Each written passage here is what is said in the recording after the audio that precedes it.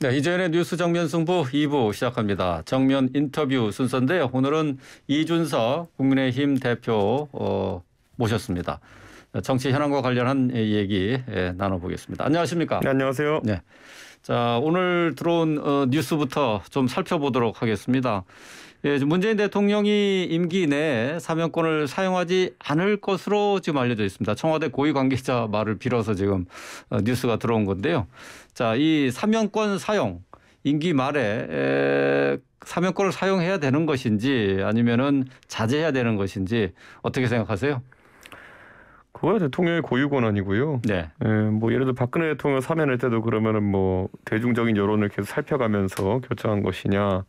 그랬을 때 그런 건 아니었고 하고 싶으면 네. 하고 그냥 싫으면 말고 이렇게 하시는 것 같거든요. 예. 그렇기 때문에 하기 싫으신 거죠 지금.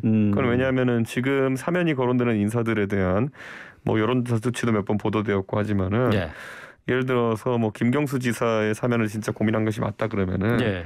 그게 지방선거를 앞두고 어쨌든 판단해야 되는 문제인데 문재인 대통령의 소속 정당인 민주당에도 도움이 안 될 뿐더러 그리고 결국에는 지금 알박기 인사 이런 것들 때문에도 많이 이제 비판을 받고 있고 임기 말 신정부와 구정부 간의 갈등을 초래한다 이런 비판도 문재인 대통령께서 감수하시고 있는 건데 거기에 더해서 측근 살리기 사면까지 이제 만약 오명을 쓰시게 된다면은 문재인 대통령 입장에 상당히 불명이기 때문에 못 하시는 것 같습니다. 네. 하기 싫어서다. 민주당에도 도움이 안 되고 예, 측근 살리기로 또 비난받을 걸 생각해서 아무래도 조금 자제하는 것 같은데 말이죠. 지금 뭐 이명박 전 대통령 사면 문제 또 이재용 삼성 부회장의 사면 윤석열 정부에서 그러면 이루어지는 겁니까? 예전부터 이런 사면이 이루어질 때는 국민들의 여론 공감대를 형성하기 위해서 예를 들어 기업 총수 같은 경우에는 뭐 올림픽 유치라든지 이런 국가적인 사업에 기여를 하겠다는 어떤 그런 의지를 보인 뒤에야 국민 여론이 좀 움직였거든요. 네. 그럼 지금 상황에서는 이런 움직임이 보이지 않고 있기 때문에 많은 국민들이 아직 여론을 형성하지 않고 있는 것 같습니다. 네. 지금 현재 여론이라면은 뭐 이재용 부회장에 대한 사면은 좀 긍정적으로 보고 있는 것 같고요. 이명박 전 대통령에 대한 사면은 정확하게 지금 수치는 기억이 안 납니다만 51% 정도 부정적인 의견으로 지금 나와 있는데 이렇게 봅니다. 저는 예를 들어 기업인의 사면이라고 하는 것도 제가 아까 그런 관행이 있었다고 말씀드린 거지 저는 거기에 사실 동의하지는 않습니다. 동의하지 않으신다. 그러니까 일자리 창출을 하기로 하고 그래서 뭐 사회적으로 사면을 해준다 뭐 이런 식의 것들 아니면 대규모 투자를 하고 아니면 아까 말했듯이 올림픽 유치에 기여하고 이런 것들 사실 법치의 틀을 많이 깨는 그런 행동들이죠. 네. 이전 대통령의 사면과 관련해서는 어떻게 국민의힘에서는 요청하지 않았습니까? 근데 그거는 국민 통합의 차원에서 하자고 하는 것인데 국민의 다수가 오히려 그것에 대해서 불편해한다면은 시기상조다라고 이야기할 수 있는 부분이 있을 것이고 저희 국민의힘 입장에서는 이미 사면되신 박근혜 대통령 포함해서 두 분의 전직 대통령이 형사적인 책임을 지신 것에 대해서 부끄럽게 생각하고 또 반성을 합니다마는 그리고 그분들이 빨리 이제 좀 명예를 회복할 수 있는 기회가 있었으면 좋겠다는 생각하는 것과 별개로 국민 눈높이에 맞춰 가야 된다는 생각하고 있습니다. 눈높이. 결국 여론을 살펴야 된다. 그런 얘기로 들으면 되겠습니까? 그러니까 박근혜 대통령과 이명박 대통령 간의 직접적인 비교를 하자면은 박근혜 대통령은 문재인 정부 임기 내내 영어의 몸으로 이제 지내셨기 때문에 국민 여론이 저 정도면 수용 생활이 좀 과했다라고 보는 측면이 있어서 좀 여론이 형성된 거라면은 이명박 대통령은 뭐 이게 참 뭐라고 할지 모르겠습니다만은 중간에 신병 치료를 위해 가지고 또 나와 계셨던 기간도 있고 다시 재수감되셔서 아직까지 기간이 많이 도과되진 않았기 때문에 박근혜 대통령과 그 여론 형성이 좀 다른 것 같습니다. 그럼에도 불구하고 워낙 이명박 대통령께서 고령이시고 하기 때문에 뭐 신병 치료라든지 아니면 이런 것을 위한 어떤 기존의 고령 수용자를 위해 제공되던 모든 혜택들 같은 경우에는 또 전직 대통령을 해가지고 차별 없이 주어져야 된다 이런 생각을 하고 있습니다. 네, 알겠습니다. 자, 오늘 성남시청에 대한 압수수색이 있었어요. 성남 FC 의혹과 관련된 것인데 민주당에서는 소문으로만 떠돌던 이재명 사법살인의 신호탄 아니냐 이렇게 비판하고 나섰습니다. 어떻게 보십니까? 소문으로 떠돌던 이재명 게이트의 시작이죠. 이재명 게이트의 시작이다. 사법살인이라고 보기에는 사실 이 부분에 대해서 대선 과정에서도 구체적인 증언들이 있었고 구체적인 제보가 있어서 저희가 제기했으나 지금까지는 뭐 선거 과정에서 선거 결과에 영향을 주는 그런 수사를 자제해왔던 수사기관이었다 저는 이렇게 보고요. 예. 저는 그래서 아마 민주당 입장에서 지금 이걸 뭐 사법살인 이런 강한 용어를 쓰기 시작하면은 검수완박을 왜 하려고 했는지에 대해 또 한 번 국민들에게 상기시켜 주는 거거든요. 그렇기 때문에 저는 민주당이 이 주장을 계속하지 않았으면 좋겠습니다. 네. 사법살인이 아니라 이재명 게이트의 시작이다 이렇게 보신다고 하셨는데 지금 이재명 지금 당 고문인데 당 고문과 관련해서 다시 정치판에 나오지 않겠느냐 하는 얘기가 나온 게 이제 분당과 보선과 관련된 것들이에요. 근데 지금 김은혜 경기도지사 후보의 지역구죠. 분당과 보선에 관심이 모아지고 있는데 지금 안철수 위원장의 전략공천 얘기가 나오고 있더라고요. 전략공천이라고 하면 상대의 패를 보고 경쟁력을 맞춰서 저희가 꼭 이겨야 되는 곳에 적절한 후보를 내는 것이고 이건 다른 후보로 이기지 못하겠다는 판단이 있을 때 보통 하는 겁니다. 그렇기 때문에 지금 아직 대진표가 확정되지 않은 상황 속에서 상대는 이제 김병관 의원이 나올 걸로 예측되고 있습니다. 네. 분당갑에서. 그랬을 때 우리 당에 예를 들어 뭐 내일까지 저희가 국회의원 후보자 공모를 하지만은 공모 결과 적절한 인물이 있느냐 없느냐에 따라 가지고 절차가 달라질 거로 보입니다. 네. 지금 이 대표께서는 전에 안철수 위원장에 대해서 꽃가마를 태워줄 생각은 없다 이렇게 얘기하지 않으셨어요? 제가 당대표가 된 뒤에요. 오히려 저랑 정말 가깝다고 알려진 인사들도 그런 소위 특혜나 아니면 배려를 받은 바가 없습니다. 예. 잘 아시는 것처럼 저와 가장 가깝다고 하는 인사들 다 경선을 치르고 있는 것이고요. 네, 그런 과정에서 뭐 안철수 대표의 경쟁력이 유일하게 여기서 이길 곳이다, 이길 경우다라고 저희가 사전 조사든지 이런 걸 해서 판단한다면은 가능하겠는데 아직은 그런 조사도 하지 않았습니다. 저희는. 네. 그럼 현재 이 대표 입장은 경선은 무조건 치러야 된다 이렇게 말씀하시는 건가요? 지원하시는 분들의 명단을 내일까지 한번 보겠습니다. 그리고 그 안에 안철수 대표가 없다면은 사실 이미 들어오신 분들에 대한 예의 때문에라도 네. 그분들 면접 보고 하는 과정이 상당히 걸릴 겁니다. 전략 공천이 됐든 뭐가 됐든 안 위원장이 일단 신청을 해야 되는 거군요. 보통 본인이 손들고 나가는 걸 요즘은 선호하지. 예. 이게 뭐 누구의 요청으로 뭐 누가 권해서 이런 것들은 뭐 저는 개인적으로 선호하지 않은 방식입니다. 그렇군요. 예. 자, 안철수 위원장의 대항마로 민주당 대선 후보였던 이재명 전 경기지사 출마 가능성이 거론되기도 했어요. 지금은 뭐 조금 다른 얘기들이 나오고 있습니다만은 이 부분은 어떻게 보세요? 그러니까 저는 이재명 지사에게는 결국에는 성남시장으로서 본인의 정치적 커리어가 시작되었고 그 뒤에 경기도지사까지 하면서 사실 순회동에서 이제 계속 살고 이랬다는 것이 이제 이야기인데 네. 분당 순회동인데 그곳을 버리고 다른 곳에 출마하는 명분이라는 게 얼마나 있을까에 대해서 의문입니다. 그렇기 때문에 저는 정치 활동을 한다면은 성남 분당 갑에서 하는 것이 이치에 맞지 않겠느냐 네. 이런 이야기를 하는 것이고 뭐 많은 추억이 깃든 곳 아니겠습니까? 제가 알기로는 뭐 우리가 아는 여러 가지 식재료를 과도하게 드셨던 공간도 여기고 예, 여기서 많은 추억이 있은 공간인데 굳이 여기를 떠나셔야 되는 이유를 잘 모르겠습니다.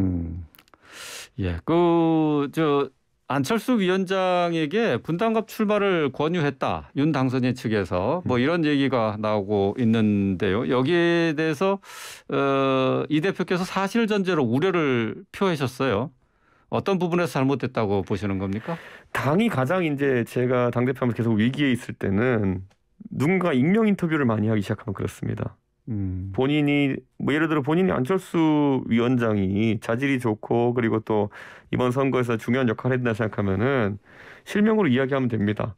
그런데 본인 이름이 다 있는 정치인들이거든요. 네. 홍길동 의원 뭐 이렇게 뭐 다 있는 사람들인데 본인 이름 걸지 않고 당선인 측이라는 이름을 빌어가지고 이렇게 얘기하는 순간부터 당내에 많은 혼란이 빚어집니다. 네. 지방선거 과정에서 윤심 논란이 계속 나오고 있는데 어떻게 생각하세요? 글쎄요. 우리가 윤석열 후보를 돕기 위해 가지고 모두 일심동체가 되어 가지고 선거를 뛴 이후의 정당이기 때문에 윤석열 후보는 사실 모든 사람에게 고마움을 가지고 있고 그리고 또 그 안에 윤석열 후보와 많은 친분을 깎게 되는 인사들이 있습니다. 그런 상황에서 윤심이라는 것이 사실 한쪽으로만 특정하게 강하게 작동하는 현상은 그렇게 많지 않습니다. 네. 오히려 윤심을 파는 분들은 많았죠. 이번 지방선 공천 과정 중에서. 그런데 네. 저희가 엄격하게 판단했습니다. 네. 오늘 윤석열 당선인이 김은혜 후보와 함께 경기도 몇 개의 도시를 방문을 했어요. 이제 여기에 대해서 민주당 측에서는 선거 개입이다라고 강력하게 반발하고 있는데 여기에 대해서는 어떻게 생각하십니까? GTX 공사 현장에 가셨고요. 네. 네, 그리고 1기 신도시에 대한 여러 가지 그 이야기를 말씀하셨습니다. 근데 이거 둘 다 김은혜 공약 이전에 윤석열 공약입니다. 그러니까 당선인께서 한 달 전까지, 2달 전까지만 하더라도 이걸 실현시키겠다고 주민들에게 계속 말씀하셨던 부분이기 때문에 네. 저는 오히려 지금 갑자기 거기에 대해서 싹 입신다 그러면은 공약해놓고 그냥 무시하는 거냐 이렇게 반응이 나올 수 있거든요. 저는 당선인께서 공약을 굉장히 지키려고 노력하시는 타입입니다. 그렇기 때문에 특히 이번 선거에서 본인이 힘주어 강조했던 GTX A, B, C, D, E, F까지 네. 그런 것까지 공약했던 것과 1기 신도시의 재건축 리모델링 활성화 같은 경우 이 경우에는 저는 당선인이 관심 갖는 사안 10손가락 안에 들어간다 이렇게 봅니다. 예. 오늘부터 마스크 야외에서는 안 써도 됩니다. 근데 이 결정과 관련해서 안철수 위원장이 마스크 해제를 너무 급한 판단이다라고 비판한 것에 대해서 이 대표께서도 적절하지 않다라고 역으로 얘기를 하셨어요. 안철수 대표께서 이제 그 선거 막판에 네. 선거 한 3일 정도 앞두고 이제 우리 당에 함께 하신 거기 때문에 네. 아마 그 전까지 저희가 특히 방역에 있어가지고 행정 편의주의적 방역을 하지 않겠다라는 입장을 네. 우리가 얼마나 강조했는지 잘 모르셨던 것 같습니다. 그렇기 때문에 제가 웬만하면 인수위에서 하는 일들에서 제가 개입을 잘 안 합니다. 그런데 이 사안에 대해 가지고는 당선인과 또 우리 당 차원에서 지금까지 주장했던 바와 오히려 안철수 위원장께서 표현하신 부분이 오히려 우리가 정치 방역을 하다는 것처럼 비춰질 수 있는 부분이 있어가지고 네. 그 부분은 당과 우리 방침과 다르다는 걸 지적할 수밖에 없었습니다. 네. 이 마스크 쓰는 것 때문에 이거 신구 권력 간의 갈등으로 비춰지는 데 대해서 조금 문제가 있다라고 보시는 거죠? 가끔 가다 보면 정치권에서 이제 소위 청개구리 관계 같은 경우가 있거든요. 네. 예를 들어 누가 정말 싫어하는 사람이 독도는 우리 땅이다 그러면은 그걸 부정할 수 있을 정도까지 가는 분들이 있거든요. 저희가 이 마스크 문제나 이런 방역 문제는 아무리 민주당이 우리의 적대 정당이고 그리고 또 우리랑 선거 과정에서 아주 험한 말을 주고받던 일이 있다 하더라도 그리고 문재인 정부의 방역 정책에 비과학성이 있다고 지적했다 하더라도 저희가 이런 부분이 있어가지고 너무 이제 반사적인 반응을 보이면 안 된다. 그런 생각 때문에 저는 이런 이야기를 한 것이고 네. 저는 정은경 질병청장 같은 경우에도 지금까지 많은 비과학적 판단을 했다고 좀 보고 있습니다. 네. 예를 들어서 프랜차이즈 카페는 안 되고 개인 카페는 안전하다 뭐 이런 거 있잖아요.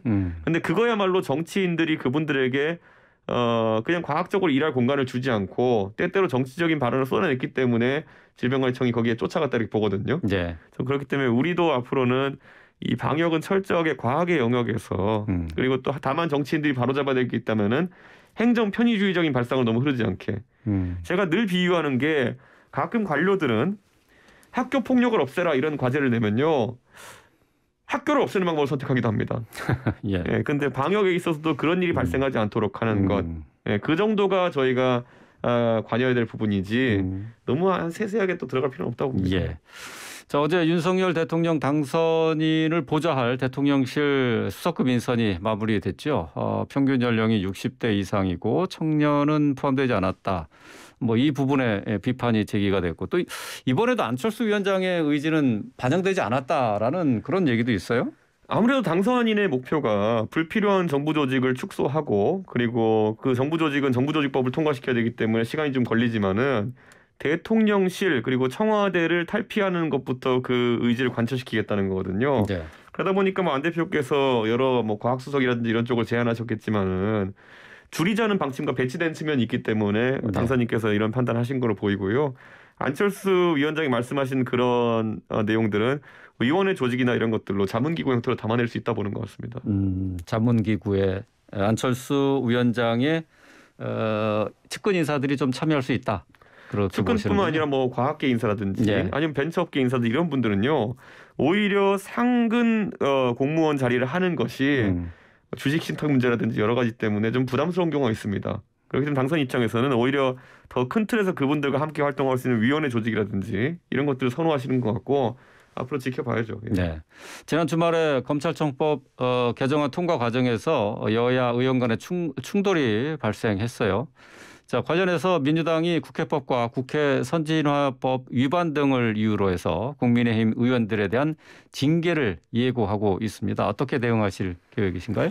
우리 국민의힘 의원들은 징계를 받는 한이 있더라도 이 검수완박 법안이라고 하는 것은 막아내야 된다는 것에 거의 입장이 일치합니다. 그렇기 때문에 민주당이 지금 와가지고 국회라는 건 정치를 하는 공간인데 뭐 고소고발을 하겠다 그리고 뭐 이런 어떤 징계를 처리하겠다 이렇게 하는 것은 말 그대로 그들이 더 이상 이제 검수완박에 대해 가지고 여론전이나 아니면 이런 것으로는 자신이 없다는 것을 의미하는 것이거든요. 말하는 걸 막으려고 하는 거 아니겠습니까? 국민의힘이 박병석 국회의장의 중재안에 합의한 것과 관련해서 검수완박 법안이요. 다음 날 재논의 필요성을 제기한 것에 대해서 민주당은 국민의힘이 윤석열 당선인과 한동훈 법무부 장관 후보자의 입김이 작용했다 이렇게 비판하고 있습니다. 이 부분에 대해서 어떻게 생각하세요? 제가 먼저 결심했는데요. 그래요? 네. 한동훈 후보자와 전화 통화를 통해서 입장을 바꾸신 건 아니시고요? 제가 걸었는데요. 전화를 먼저 하셨다고요? 네, 제가 걸었습니다. 네, 그러니까. 제가 걸어서 들은 거지 한동훈 후보자가 저에게 지시를 내릴 관계도 아니고 지시를 한 바도 없고 그 전화 대화 중에서 제가 물어본 건 특히나 정무적인 판단을 요하는 거는 하나도 물어보지 않았습니다. 저는 한동훈 후보자에게 검찰에서 수사로 잔뼈가 굵은 검찰 공무원 입장에서 어떤 부분이 민주당의 이런 법안에 잘못된 부분이 있다고 생각해서 공개적으로 입장을 밝혔느냐. 그래서 한동훈 장관 후보자가 저에게 한 30분여에 걸쳐가지고 굉장히 세밀한 설명을 해줬고 저는 그게 현장에서의 목소리라는 판단하고 그리고 제가 정무적인 내용은 우리 원내대표님과 또 여러 이제 당 의원들 있지 않습니까? 의원들과 상의해가지고 판단하는 것이지. 예를 들어 이런 겁니다. 우리가 만드는 어떤 법안이 학교 현장에서 실제 일하는 선생님들의 반대가 있다고 하면은 정치권은 선생님들의 이야기를 들어야 되는 겁니다. 이 민주당이 추구하는 검수완박이라는 것이 일선에서 범죄자를 상대하는 검사들의 불만을 야기하고 있다면은 검사들에게 입장을 들을 수 있어야 됩니다. 그리고 대한민국을 대표하는 검사 중에 하나가 한동훈 검사 아니겠습니까? 저는 당연히 물어볼 수 있다 보는 것이고. 근데 당에서는 애초에 그 추인까지 했었고 또 그리고 이 대표도 이 합의안에 대해서 수용하지 않았습니까? 그 이후에 이제 입장 바뀐 것 때문에 이제 얘기가 나오는 거잖아요. 제가 보통은 제가 당 대표가 되니 원내 정책에 대해 가지고는 제가 원내 지도부를 무조건 신임합니다. 그렇기 때문에 원내 지도부가 김기현 원내대표께서 예전에 뭐 협상회고나 이런 것들에 대해서 다 준용한다고 제가 얘기했던 것이고 이번에 그 10시에 저희가 의총이 있었거든요. 제가 우리 원내 지도부가 협상안을 받아들였던 게 9시 40분입니다. 그래서 저는 의총 가서 논의해 보시느라고 했고 그래서 저는 우리 권성동 원내대표도 당연히 검찰 출신이고 여기에 대해서 전문성이 있고 그렇기 때문에 저는 권성동 원내대표 신임한다. 가서 의총에서 논의해 보시라라고 동의한 것이고 저는 지금도 권성동 원내대표가 뭐 나쁜 협상, 악의를 가지고 협상 이렇게 했다고는 전혀 생각하지 않고 민주당이 강박의 상황에 놓은 상황에서 권성동 원내대표에게 사실상 선택을 강요한 것이기 때문에 권성동 원내대표 입장에서는 불가항력이었다고 생각합니다. 한동훈 법무부 장관 후보자에 대한 인사청문 일정이 좀 연기가 될 가능성이 있는 것 같은데 여기에 대해서 언급을 하신 게 있더라고요. 한동훈이라는 이름 세 글자를 민주당이 악마화하기 위해서 굉장히 노력 많이 했습니다. 그렇기 때문에 지금 한동훈 후보자에 대해서 민주당 지지층은 맹목적인 비난을 하는 경우도 있습니다. 그런데 한동훈 후보자가 청문회 과정을 통해 가지고 본인의 생각을 조리 있게 표현하고 이렇게 여론을 상대할 기회를 갖게 되면은 제가 그것을 이 한동훈 후보자의 별의 순간이 될 것이다 라고 제가 얘기했던 게 사람은 그런 겁니다. 한동훈이라는 머리에 뿔 2개 달린 악마처럼 이제 묘사됐던 사람이 사실은 직접 대화하는 모습, 말하는 모습을 보니까 너무나도 사안을 잘 이해하고 있고 그리고 잘 얘기하더라. 그리고 예. 법무부 장관을 수행할 충분한 자격이 있더라. 예. 이것이 알려지는 것만으로도 민주당은 상당히 부담이 느껴질 겁니다. 예. 그들이 알겠습니다. 계속 린치하고 끌어내리고 악마화하려고 했던 대상이기 때문에 더 예. 두려운 겁니다. 예, 알겠습니다. 오늘 여기까지 듣도록 하겠습니다. 오늘 말씀 잘 들었습니다. 고맙습니다. 예, 감사합니다. 이준석 국민의힘 대표였습니다.